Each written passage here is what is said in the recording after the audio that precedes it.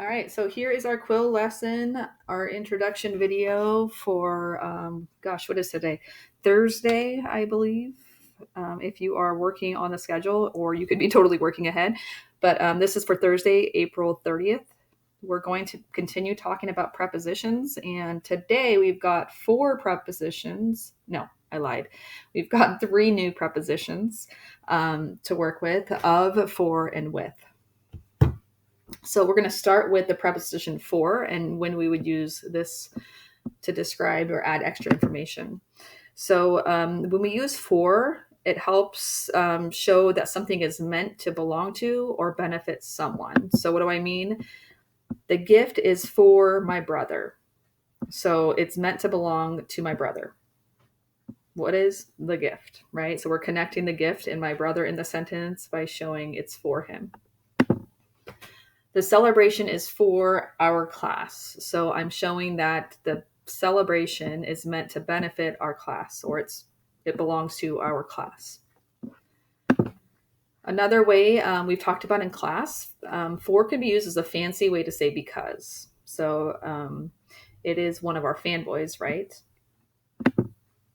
For this reason, I have decided to quit my job. So I would use for to show that cause and effect. I am so happy for you.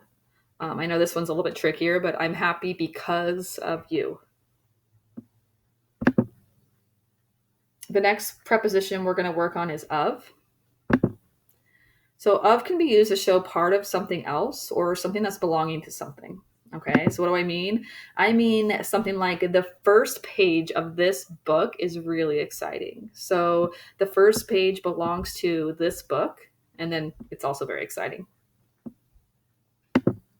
I love the color of your shoes. So the color belongs to the shoes, if you think about it, or the color is a part of the shoes. So we use of there. We also use of when something is related to or connected to something else. So I always dreamed of being rich and famous. I'm talking about my dream, and what's related or connected to my dream is I'm rich and famous, right? The secret of this game is that you can never win. So I'm relating it to this specific game. What am I relating? The secret, right? And finally, an of can refer to an amount of something. So, for example, I can drink a glass of milk. How much milk did I drink? I drank a glass. I got a discount of 10%. So, what was the amount of my discount? It was 10%. And then our last word for today is with.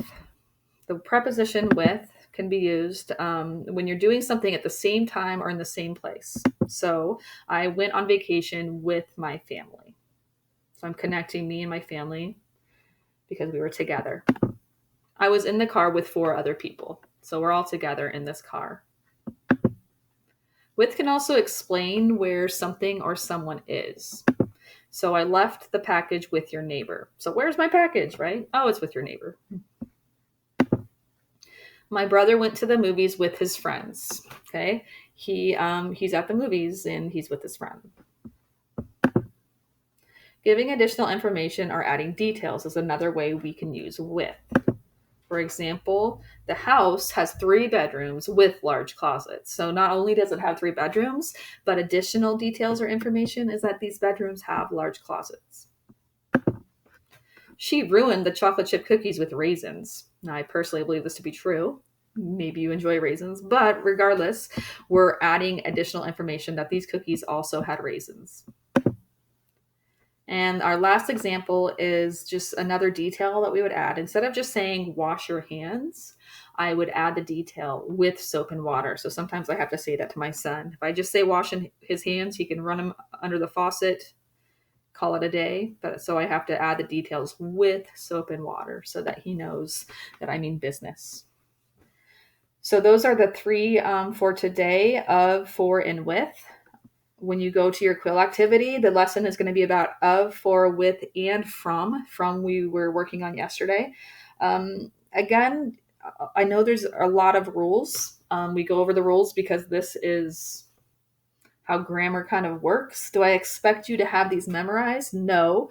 But they're kind of good to know, especially if we aren't able to figure out the correct answer. Usually, if we listen to the sentence we're trying to create, one of them sounds right and the other ones sound incorrect. So we can depend on our ears most of the time, and every now and then, occasionally, we might have to kind of reflect on these rules.